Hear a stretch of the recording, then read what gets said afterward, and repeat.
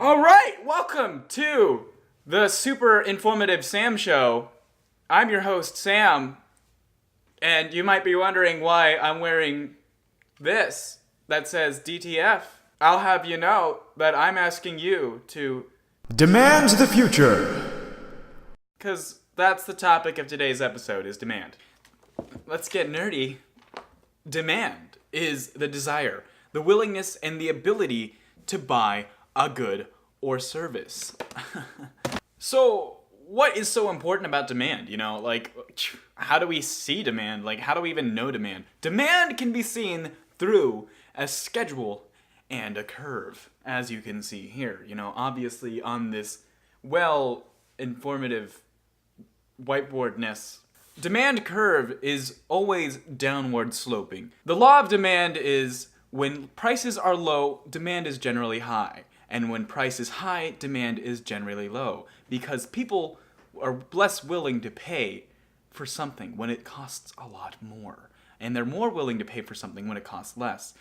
There's a law of diminishing marginal utility. And what is utility? In this context, utility is how much pleasure or satisfaction you get from something. The law of diminishing marginal utility means that as more of something is gotten, less utility or less satisfaction is received out of it. For example, when you have 3 slices of pizza, you know, that's pretty banging, but on the 4th slice, you know, you're not exactly enjoying pizza now, are you? In a market, when price is the only thing that changes, all we do is move up and down the curve of demand. Seems pretty simple, right? It's not that simple, because demand is shifted through other things. We use the acronym BITTER, or BITER, it's one of those. So, the first thing is the number of buyers. When the number of buyers increases, generally demand increases. And therefore, you know, the demand curve shifts to the right. Also, the income of the population is also a defining factor of whether or not this curve shifts to the left or the right. Let's say that the minimum wage is increased. More people have more money, and when people have more money, they're more willing to buy. Therefore, the demand curve shifts to the right.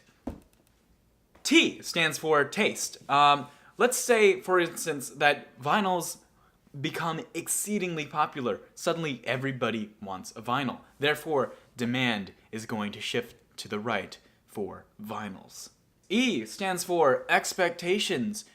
What do we expect in a market? When we expect prices to go up, we're generally going to demand more right now. Let's say, for instance, that we know that gas is going to increase to like $12 in the next month. We're going to buy as much gosh darn gas as we can right now before gas costs $12.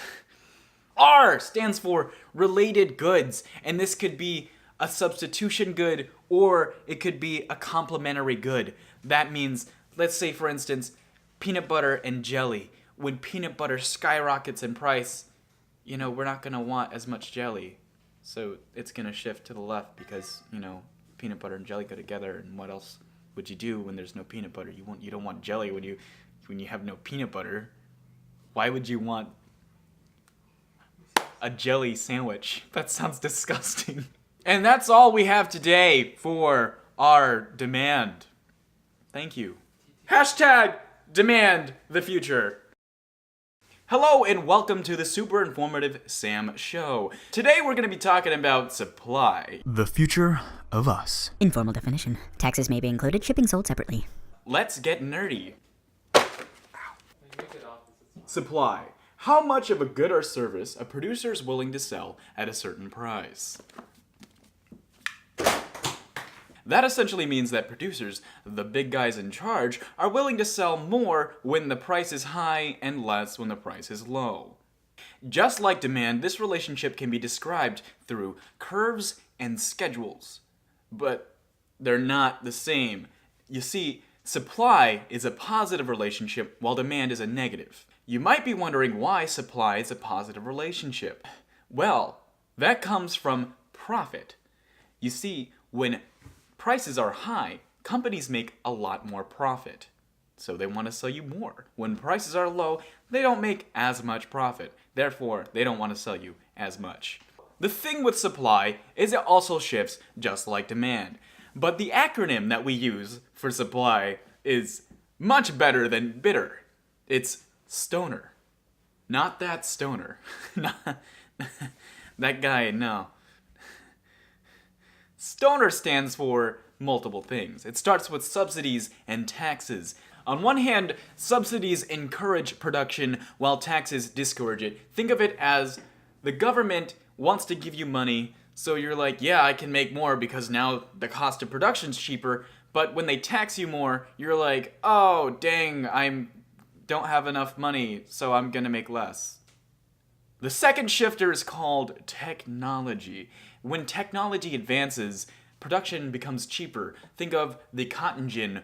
Eli Whitney was like, hey, if we use this, it's faster than just using our hands. And they're like, yeah. So it's cheaper and faster. Other goods. For example, your firm sells only t-shirts, and your company is becoming popular for selling t-shirts. But you look at the other products on the market and think that you can make a lot more selling other stuff. So you start making pants as well. And there you go. You make more pants, or you make less t-shirts and more pants, and you're making more money. Yeah. So N, number of sellers. When there are more sellers in a market, there are more suppliers. Therefore, supply is increased. It's just a matter of fact, so that your graph shifts right.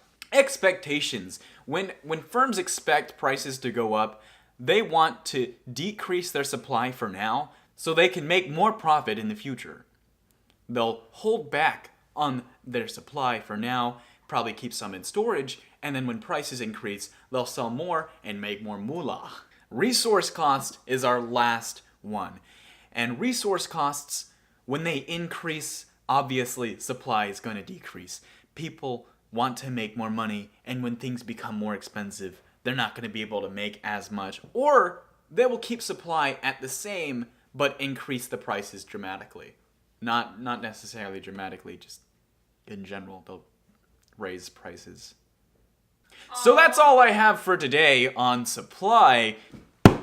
Oh gosh. That's a great ending.